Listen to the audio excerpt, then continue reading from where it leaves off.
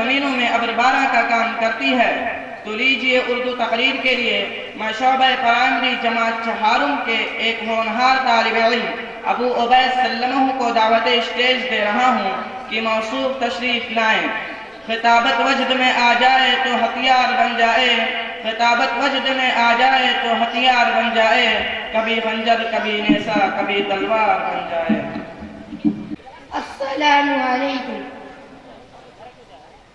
نحمده ونصلي على رسوله الكريم أما بعد أعوذ بالله من الشيطان الرجيم بسم الله الرحمن الرحيم قل هو الله أحد الله الصمد لم يلد ولم يولد ولم يكن له كفوا أحد۔ میں نے ابھی آپ حضرات کے سامنے قرآن حکیم کی ایک سورت تلاوت کی ہے جن کا ترجمہ ہے اے نبی پاک صلی اللہ علیہ وسلم آپ کہہ دیجیے کہ اللہ ایک ہے، اللہ بے نیاز ہے، وہ نہ کسی کا باپ اور نہ ہی کسی کا بیٹا اور کوئی اس کا ہمسر نہیں۔ میرے محترم بزرگوں اور بھائیوں، کیا یہ حقیقت نہیں ہے کہ جب تاروں بھرے آسمان، چوڑی چکلی زمین، گہرے سمندر، اونچے اونچے پہاڑ، بہتے دریاؤں کو دیکھتے ہیں تو بے سکتا کیا کہنا پڑتا ہے کہ اس عظیم اس کا کوئی تو حاکم ہے، کوئی تو ہے جس نے ان چیزوں کی تکلیف کی ہے۔ پھر ہم ایک قدم اور آگے بڑھاتے ہیں اور سوچتے ہیں کہ رات آتی ہے، دن چلا جاتا ہے، صبح ہوتی ہے، شام ہو جاتی ہے اور کائنات کا نظام مکمل طور پر چل رہا ہے، کہیں سے کوئی خرابی نہیں ہے۔ سورج اور چاند اپنے وقت پر نکلتے ہیں اور اپنے وقت پر گزرتے ہیں، تو بے سکتا یہ کہنا پڑتا ہے کہ اس عظیم کائنات کا کوئی تو حاکم ہے، کوئی تو ہے جس نے ان چیزوں کی تکلیف کی ہے۔ پھر ہمیں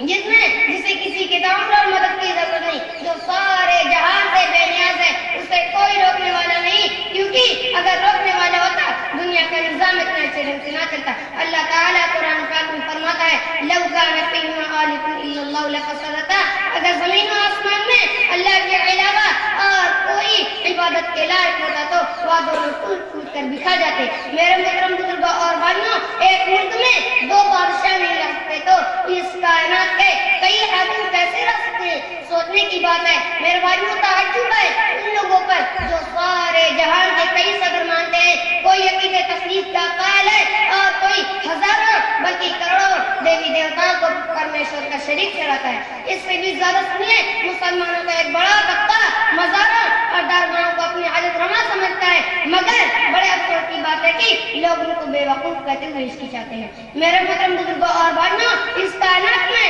اور کائنات میں بسنے والی ہر چھوٹی بڑی چیزوں کا خالق و مالک اللہ رب العزت ہے، اس کا کوئی مددگار نہیں، جو سارے جہان سے بے نیاز ہے، وہی عبادت کے لائق ہے۔ انہی تمام چند باتوں پر میں اپنی تقریر کو ختم کرتا ہوں۔ آخر میں یاد دعا ہے کہ اللہ تعالی ہم سب کو شرک جیسے عظیم گناہ کی پاک آمین۔ واخر دعوانا الحمدللہ رب العالمین۔